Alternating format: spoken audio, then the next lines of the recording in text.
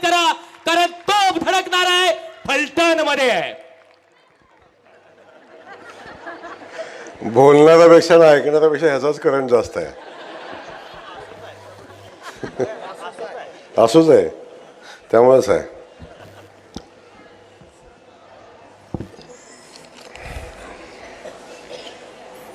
आज फलटण शहराचं भविष्य येणाऱ्या 5 वर्षासाठी आपण कोणाच्या हातात देणार आहे हे ठरवणारी आजची ही निवडणूक.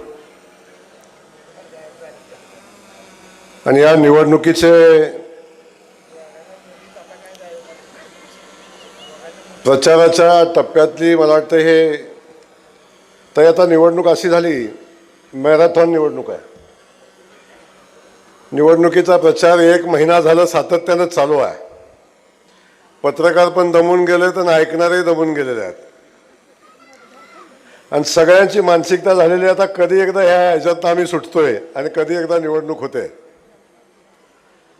आणि अशा या निवडणुकीच्या पार्श्वभूमीवर होत असलेला हा मेळावा आणि या मेळाव्यासाठी उपस्थित असलेल्या आमच्या सगळ्यांची महाराष्ट्राची लाडकी बहीण की ज्यांचं कर्तृत्व महिलांच्यासाठी ज्यांचं समर्पण अख्खा महाराष्ट्र सातत्यानं बघतो, त्या महाराष्ट्र प्रदेश भारतीय जनता पार्टीच्या महिला अध्यक्षा आणि आमदार सन्माननीय चित्राताई वाघ, आपल्या सगळ्यांचे नेते आणि ज्यांनी या भागाचा चेहरा मोहरा बदलण्याचं काम आपल्या सगळ्यांच्या साक्षीनं केलेलं आहे. माढ्याचा खासदार म्हणून त्यांनी केलेलं काम हे आपण सगळ्यांनी पाहिलं. पण माढ्याचा खासदार म्हणून केलेलं काम पाहिलं, परंतु माढ्यामध्ये खासदारकीला पराभव झाल्यानंतरचा रणजितदादा आपल्या सगळ्या मतदारसंघानं पाहिला असेल. 24 तास जनतेसाठी वाहून घेणारा, इथल्या प्रश्नाला न्याय देणारा आणि जे प्रश्न सातत्यानं गेल्या 25-30 वर्षापासून प्रलंबित होते, काही प्रश्न जाणीवपूर्वक प्रलंबित ठेवले, अशा सगळ्या प्रश्नांना न्याय देण्याचं काम कोणी केलं असेल तर ते रणजितदादांनी केलं. ते माझे बंधू सन्माननीय रणजितदादा नाईक निंबाळकर, आपल्या सगळ्यांचे लाडके आमदार ताई. आता खऱ्या अर्थानं फलटणला आमदार मिळाला. फलटणला आमदार लेटर पॅडवरच लोक बघत होती, कारण लेटर पॅडवरच्या सह्या सुद्धा फलटणचा आमदार कधी मारत नव्हता. त्याही सह्या तिकडे मारणारे होते. सन्माननीय सचिनदादा पाटील, या ठिकाणी सगळे सन्मान, शिवरूपराजे आहेत, आमच्या जिजामाताई आहेत, स्टेजवरचे सगळे सन्माननीय. आता मी पुन्हा एकदा नाव घेत नाही, सगळ्यांची मी मनापासून क्षमा मागेन, कारण आता परीक्षा बघायची वेळ राहिलेली नाही का. महिला भगिनी आणि सगळे आपण खूप उशीर झालाय. आणि खास करून ज्यांच्यासाठी आपण या ठिकाणी आलोय ते फलटणच्या नगराध्यक्ष पदाचे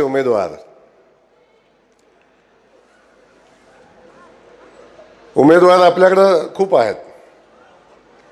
समोरही आपण उमेदवार पाहतोय. एका बाजूला समोरचा उमेदवार आपल्या समोर आहे की जो उमेदवार एकदा फलटण शहराचा नगरसेवक होता आणि नगरसेवक म्हणून काम करत असताना नगरपालिकेमध्ये उपस्थित राहिला नाही. नगरपालिकेमध्ये 2 वर्षात एकाही सभेला आला नाही नगरपालिकेच्या. म्हणून ताई त्या सेवकावर डिस्क्वालिफिकेशन दाखल झालं. का? तर लोकांनी निवडून दिल्यावर लोकांच्यासाठी काम केलंच नाही. लोकांच्यासाठी काम करायचा विषय वेगळा, परंतु नगरपालिकेतच आला नाही. आणि का रामराजे हा अट्टास धरतात अशा माणसासाठी मला माहिती नाही, फक्त तो स्वतःचा मुलगा आहे म्हणून.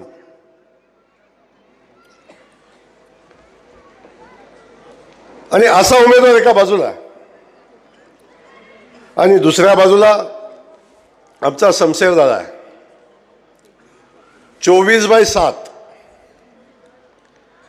24/7 सामान्य लोकांच्यासाठी लढणारा, सामान्य लोकांसाठी अवेलेबल असणारा आणि सामान्य माणसासाठी कायम लढणारा, झगडणारा हा शमशेर दादा एका बाजूला आपण सगळेजण पाहतोय. आणि या दोन उमेदवारात तुलना केली आणि जर खऱ्याच अर्थानं मेरिटवर ही निवडणूक करायची म्हटली तर समोरचा उमेदवार 35% सुद्धा पोहोचू शकत नाही. पण आमचा उमेदवार डिस्टिंक्शनमध्ये पास होईल अशा पद्धतीचा आमचा शमशेर दादा आहे. आणि या दोन्ही उमेदवाराची ही तुलना आहे. आणि त्याच्यासोबत फलटण शहरासाठी 27 नगरसेवक आहेत. ते या ठिकाणी स्टेजवर सगळे उपस्थित आहेत. या सगळ्यांना आपल्या सगळ्यांच्या वतीनं मी मनापासून शुभेच्छा देतो. आणि मला खात्री आहे 21 तारखेला जेव्हा पुन्हा आपण सगळेजण एकत्र जमू तेव्हा हे 27च्या 27 आणि 28वे शमशेर दादा हे सगळे मिळून निवडणूक जिंकून आलेले आपल्या सगळ्यांच्या समोर असतील. आज फलटण शहराची निवडणूक तशी मी बारकाईनं बघतोय. रोज भाषणं होत आहेत, खूप लांबलेली निवडणूक आहे. आणि मला ही निवडणूक लढत असताना ही निवडणूक या शहराच्या विकासाच्या मुद्द्यावर, या शहराला काय पाहिजे या मुद्द्यावर, या शहराला गेल्या 30 वर्षामध्ये आम्ही काय दिलं या मुद्द्यावर आणि भविष्यामध्ये 5 वर्षात या शहराला आम्ही काय देणार आहे या मुद्द्यावर निवडणूक झाली पाहिजे. आणि याच्यासाठी खऱ्या अर्थानं प्रचाराचं काम चालू असतं. प्रचारासाठी निवडणूक आयोग वेळ देतं. पण मी बघतोय सातत्यानं या मुद्द्यावर चर्चाच होत नाही. तुम्ही 30 वर्ष 35 वर्ष किंबहुना तुमचा राजकीय प्रवास नगराध्यक्ष म्हणून झाला तेव्हापासून आतापर्यंत तुम्ही या फलटणसाठी काय केलं हे सांगून मतं मागितली पाहिजेत.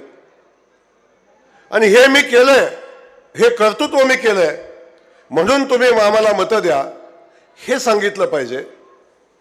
पण हे सांगताना कोणी दिसत नाही. हे सांगताना कोणी दिसत नाही. आता इथं एकच आहे की आता माझं वय झालंय, आता मी थकलोय, मग जाता जाता आता मला 30 वर्ष झेललंय, आता हे झेला 30 वर्ष.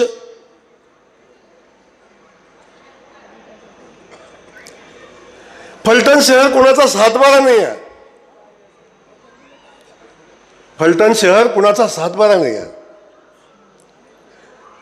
आता वडलाजीत नाव मागं लागेल आणि सातत्यानं आम्ही सत्तेत होतो म्हणून आम्हाला पुन्हा नगरपालिका द्या किंवा माझ्या मुलाचं पुनर्वसन करा म्हणून ही निवडणूक नाही आहे. ही निवडणूक आहे या शहराच्या भविष्याची, की ज्या शहराला इतिहास आहे. प्रभू श्रीरामाचं मंदिर या शहरामध्ये आहे. आणि एका बाजूला आपण सगळेजण सातत्याने या फलटण नगरी आपण बघतोय. आणि मी अनेकदा भाषणामध्ये सांगितलं शिवरूपराजे, तसा मी घाटावरनं खाली आलो, कोळकीतनं पुढं आलो की फलटण पास करताना स्थैर्यवालं बरोबर, फलटण पास करताना या 35 वर्षात कधीही असं एक दिवस झालं नाही की माझी गाडी आपटली नाही खड्ड्यात. एकदा आहे. मग मला समजत नाही, या फलटण नगरीमध्ये, फलटण शहरामध्ये सातत्यानं 20 वर्ष मंत्रीपद होतं. सातत्यानं 20 वर्ष मंत्रीपद होतं. सातत्यानं या जिल्ह्याचं पालकमंत्रीपद होतं. आमदार एक एक दोन दोन आमदार होते. नगराध्यक्ष पद होतं. फलटणच्या सगळ्या सत्ता आपल्याकडे होत्या. मग एवढं सगळं 30 वर्ष असताना आपण जे काम केलंय, जे लोकांच्या समोर मांडून भविष्यात आम्ही काय करू हे सांगून निवडणुकीमध्ये आपण लढाई केली पाहिजे. तो विषय निवडणुकीमध्ये कुठं चर्चेला नाही. आणि दादा एका बाजूला सांगतायत खासदार झाल्यापासून काय केलं. मला सांगा, हे महाशय 20 वर्ष पालकमंत्री आणि मंत्री असताना फलटण शहरात कुठला उपक्रम राबवला, कुठलं काम यांनी केलं? दादा, खास करून मी आपल्याला धन्यवाद देईन. मला वाटत होतं राजकारणात मलाच जास्त कळतं, मीच जास्त काम करतो.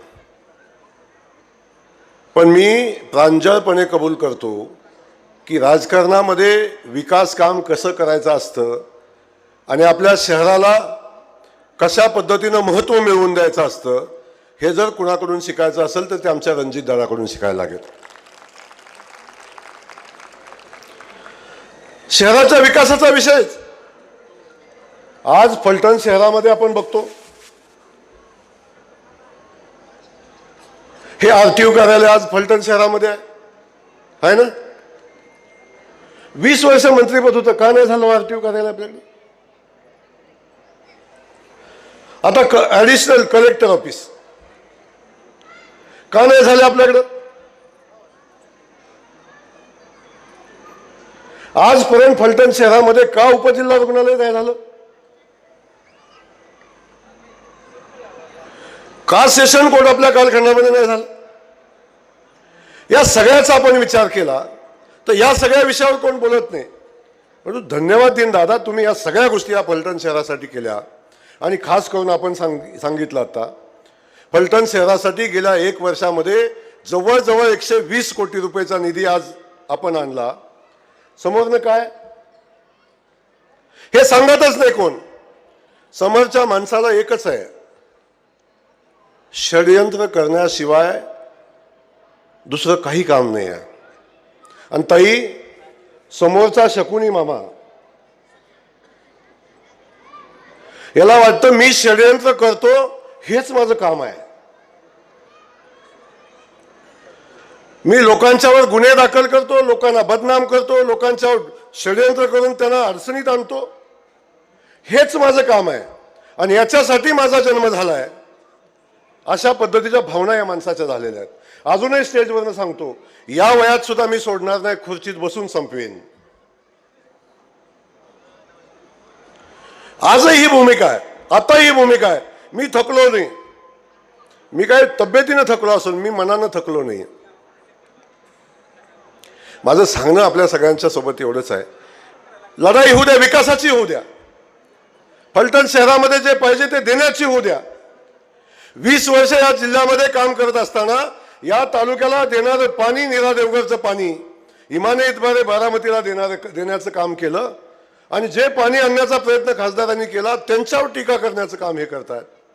माझं सांगणं एवढंच आहे की आता फलटणकरांना विचार करायची वेळ आलेली आहे. बाकी सगळं जाऊ द्या, 20 वर्ष सगळं, 25-30 वर्ष सगळं दिलं त्यांना. एकदा नगरपालिका आमच्या शमशेरदादाच्या हातात द्या. मी आज तुम्हाला शब्द देतो. शमशेरदादा मगाशी म्हणला, दादा मगाशी मला आमचं साळुंके तात्या इथं बसलेले आहेत. तात्या मगाशी म्हणले शमशेरदादा आम्हाला सारखा दम देतोय. 21 तारीख झाल्यावर बघतोच म्हणून सांगतोय. हो, मला माहिती आहे दादाचा स्वभाव, मला माहिती आहे. आणि हा नाही बसू देणार आम्हाला. दादा, माझा शब्द आहे तुम्हाला, तुमचा भाऊ आता राज्याचा मंत्री आहे. पुन्हा ते म्हणेल ते ग्रामविकास खात्याचं मंत्री आहे. सांगतो ना उद्या काय म्हणणार आहे. त्यांच्या हातात काय, माझ्या हातात काय, ते रामराजेचं अंतर मनाला माहिती आहे. मी सांगणार नाही, पण मी आपल्याला शब्द देतो या ठिकाणी, फलटण शहरासाठी जे लागेल ते देण्याची भूमिका महाराष्ट्र सरकार आणि देवेंद्र फडणवीस साहेब घेतील. आणि मी या फलटण शहराचा पोस्टमन म्हणून, वकील म्हणून महाराष्ट्र सरकार सोबत काम करायची जबाबदारी मी घेईन. शमशेर दादाला, हे दादाला ताप देऊ नका, मी आहे ना आता इथं. तिकडे काय भानगडी करू नका आणि आमच्या प्रल्हाद तात्याला काय दम देऊ नका. आता डायरेक्ट दम द्या इकडं. बाकी सगळं आमच्यावर सोडा, सगळं माझ्यावर सोडा. या शहराला लागेल ते सगळं आपण ताकदीनं उभं करून देऊ.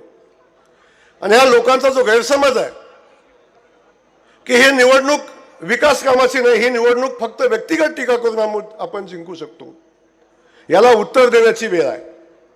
किती केसेस दादावर, किती अडचणी आणण्याचा प्रयत्न.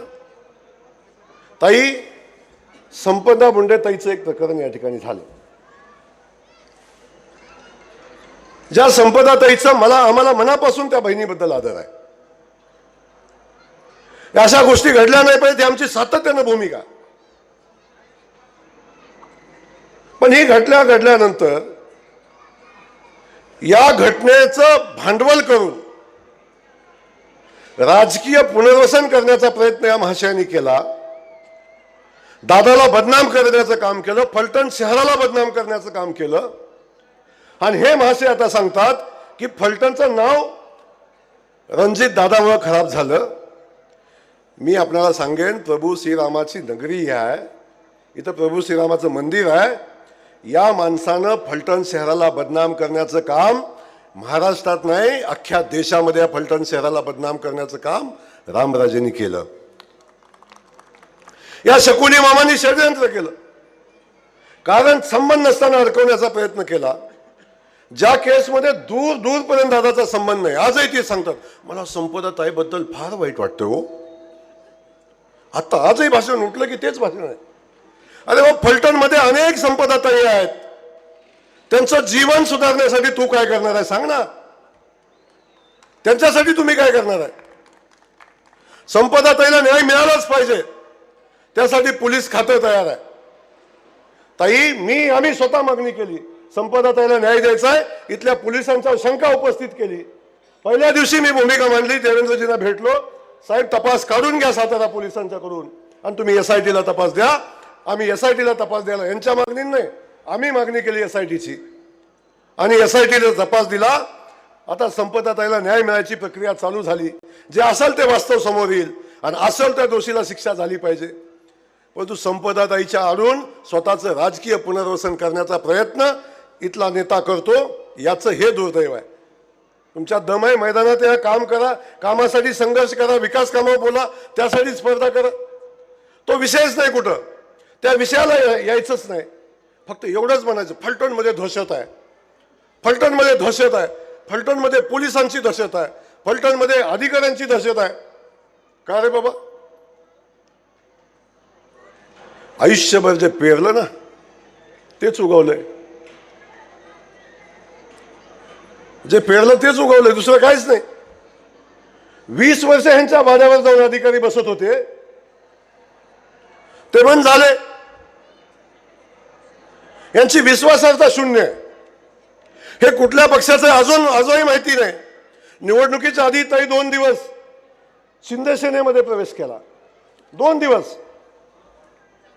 विधानसभेला तिकीट जाहीर केलं अजितदादांनी, तिकीट घेतलं तुतारीचं आणि सांगत होते मी कुठल्या पक्षाचं आहे. यांचं एवढा कन्फ्यूज झालेला गडे आहे, तुम्हाला सांगतो मी, एवढा कन्फ्यूज झालेला म्हणजे नेमका कुठला पक्षात आहे, कुठून उभा राहिले, कुणाला मत मागतोय, का मत मागतोय, याचं काही माहिती नाही ना. कशासाठी मत मागतो आम्ही, कुणाला मागतोय. आता शिंदे साहेबांच्या सोबत गेले, ते पण हे स्वतः नाही गेले, उमेदवार गेला. आता काय सांगितले भाषणात, म्हणजे शिवसेना म्हणजे दहशत आणि शिवसेना म्हणजे हे कोण सांगताय,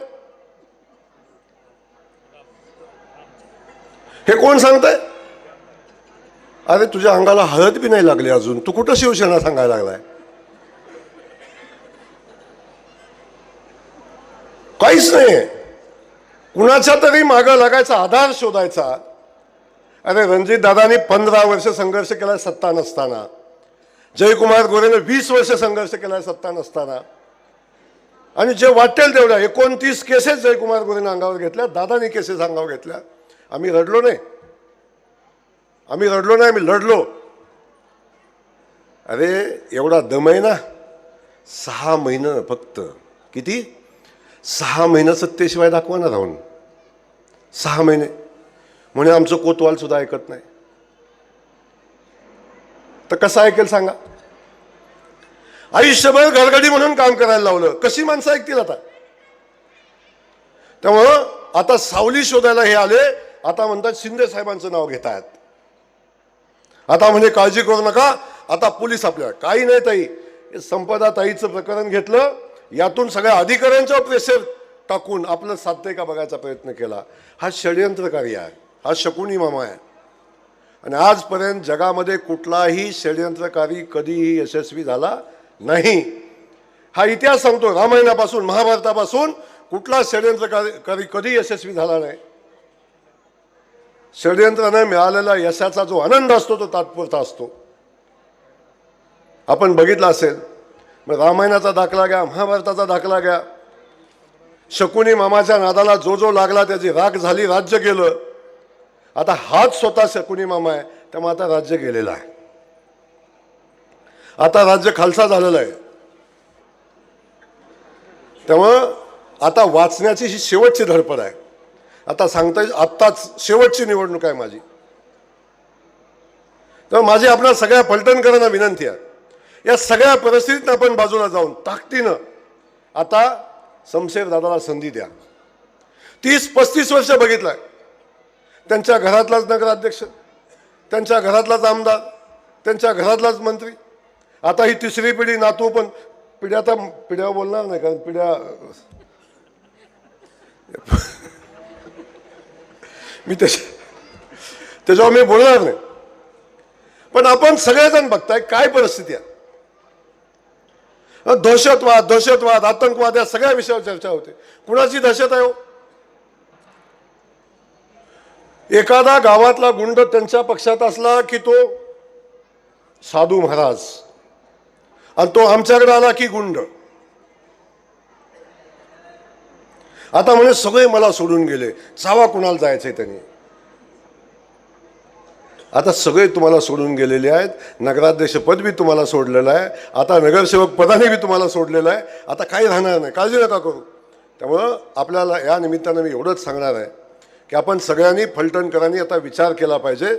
आणि ही लढाई विकासाच्या मुद्द्याच्या पलीकडे जाऊन देऊ नका. आता ही लढाई फलटणच्या अस्तित्वाची लढाई, फलटणच्या अस्मितेची लढाई आहे.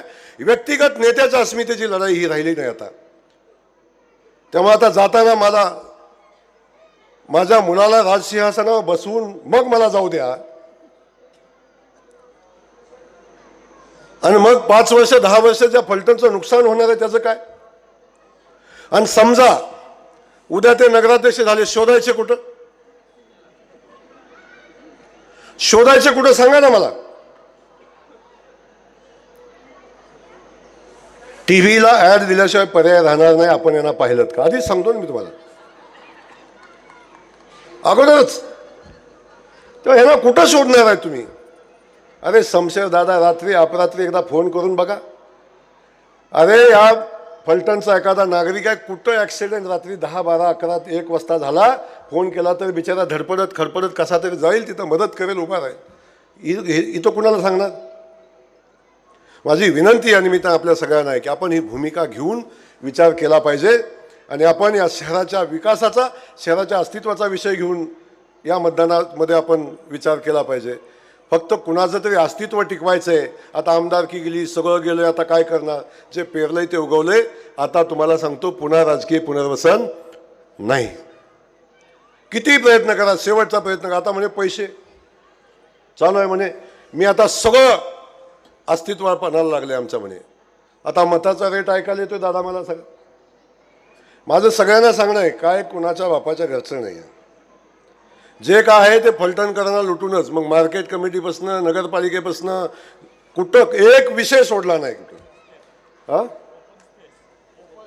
ओपन स्पेस पासून सगळं, आणि सगळं लुटून आता वाटप कार्यक्रम चालू आहे. आता आमच्या लाडक्या बहिणी स्वाभिमानी आहेत, आहे का नाही? आमच्या लाडक्या बहिणी स्वाभिमानी आहेत, सगळ्या देवाभाऊच्या बहिणी आहेत, खरं आहे ना? सगळ्या आमच्या देवाभाऊच्या बहिणी आहेत. आपल्याला माहिती आहे, जेव्हा लाडकी बहीण योजना घोषित झाली तेव्हा सगळे आमचे सावत्र भाऊ सांगत होते, हा निवडणुकीसाठी जाहीर झालेली योजना आहे, निवडणूक झाली की हे बंद होणार आहे. सगळे सावत्र भाऊ आमचे सांगत होते. पण मला सांगा, निवडणूक झाली, 1 वर्ष झालं, लाडकी बहीण योजना चालू आहे ना? चालू आहे ना? अहो, साधा विचार करा, राखी पौर्णिमेला स्वतःचा सक्का भाऊ, जेव्हा आपण राखी बांधायला तुम्ही जाता, राखी बांधता, तेव्हा 100 रुपयाची नोट खिशातनं काढून ताटात टाकताना 3 वेळा बायकोकडे बघतो. बायकोनं मान हलवली तरच ताटात येतं, नाहीतर पुन्हा खिशात जाते. खरं आहे ना? साडीचा जमाना संपलेला आता. अरे अख्ख्या वर्षातनं एकदा राखी पौर्णिमेला सक्का भाऊ 100 रुपये देताना, 500 रुपये देताना 10 वेळा विचार करतो. आपला देवाभाऊ आपल्याला महिन्याला भाऊबीज पाठवतो 1500 रुपयाची, महिन्याला भाऊबीज पाठवतो ना. माझ्या महिन्याला स्वाभिमानानं उभं करण्याचं, बहिणींना स्वाभिमानानं उभं करण्याचं काम आमच्या देवेंद्र भाऊनी केलं. 100 रुपये जरी दिले नवऱ्यानं तरी 10 वेळा हिशोब मागतो. बाजाराला गेली, 100 रुपयाचं काय केलं मागतो ना हिशोब. 100 रुपये दिलं तर काय केलं म्हणून 3 वेळा हिशोब मागतो. कालच दिलं, परवाच दिलं, कुठं गेलं. त्या नवऱ्याला आता बायकोला विचारायला लागतं, तुझ्या अकाउंटला काय शिल्लक आहेत का ग? हा मान, हा सन्मान, ही उंची आमच्या बहिणींना कुणी मिळवून दिली हो? कुणी? ती देवाभाऊने मिळवून दिली. लक्षात ठेवा, त्या देवाभाऊच्या भारतीय जनता पक्षाला विसरून चालणार नाही. हा सन्मान आम्हाला दिलाय. म्हणून मी आपल्याला या ठिकाणी एवढंच सांगणार आहे, आपण सगळ्यांनी ताकदीनं शमशेरदादाच्या पाठीशी उभं राहावं, लोकांच्या पाठीशी उभं राहावं, विकास कामाच्या पाठीशी उभं राहावं. ही ताकदीनं आपल्यासाठी काम करणारी मंडळी आहेत. त्यामुळे आपण पुढं कुणी काही सांगू द्या, षडयंत्राव, प्रश्नाव, बाकी सगळ्या बोलणारी माणसं मिळतील, पण विकास कामावर बोलणाऱ्या लोकांच्या सोबत आपण राहण्याची भूमिका घ्यावी. एवढंच या ठिकाणी मी आपल्याला सांगतो. आपल्या सगळ्यांना, खास करून शमशेरदादा, आपल्याला मी मनापासूनच्या शुभेच्छा देतो. तुम्ही नगराध्यक्ष आता झालेला आहे, औपचारिकता बाकी आहे. तेव्हा आता त्यांनी किती घंटा वाजवू दे, काय फरक पडणार नाही. आता रडू दे, आता जाऊ दे. किमान एक लक्षात आलं की लोकांची किंमत ह्या राजे महाराजांना आत्ता तरी कळाली, नाहीतर यांच्या दारात जाऊन बसायला लागत होतं. ते राजे आज जनतेच्या दारादारात मताची भीक मागतायत. याला कारण आमचा शमशेरदादा, रणजितदादा, लक्षात असू द्या. वाड्यावरचं राजकारण संपवायचं काम खऱ्या अर्थानं कुणी केलं असेल तर ते रणजितदादा आणि आपल्या सगळ्या सहकार्याने केलं, आणि वाड्यावरचं राजकारण बंद पडलं. म्हणून ही आता राजे घराण्यातली गोंडस बाळं गल्ली बोळात फिरायला लागली. आता ती तुम्हाला दिसायला लागली. नाही तर कुठं बघितली असतेच नाही. आता बघू दे की फलटणचं गटर कसं आहे, फलटणचं खड्डं कसं आहे, फलटणचं रस्तं कसं आहे, फलटणमध्ये ह्यांनी काय केलं, एकदा बघू दे. नाही ना,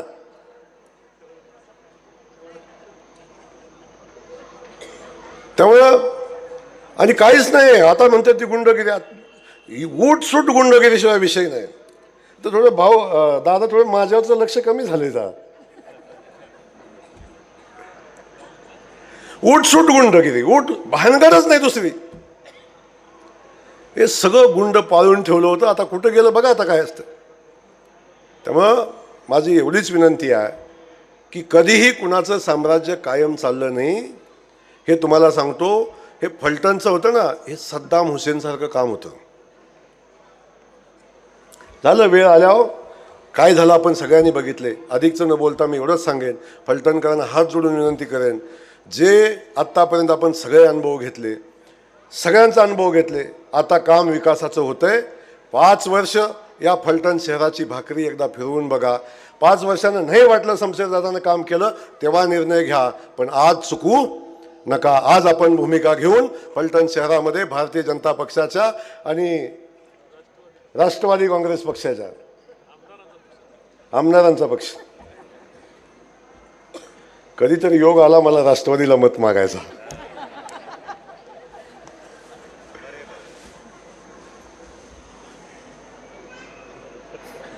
आता स्टेजवर बोलत नाही, पण आपल्याला पुन्हा एकदा माझी विनंती करतो मनापासून की आपण या सगळ्या उमेदवारांना निवडून द्या, आमच्या शमशेरदादाला निवडून द्या आणि या फलटण शहराच्या विकासाची वाट मोकळी करा. एवढंच सांगतो थांबतो. जय हिंद, जय महाराष्ट्र.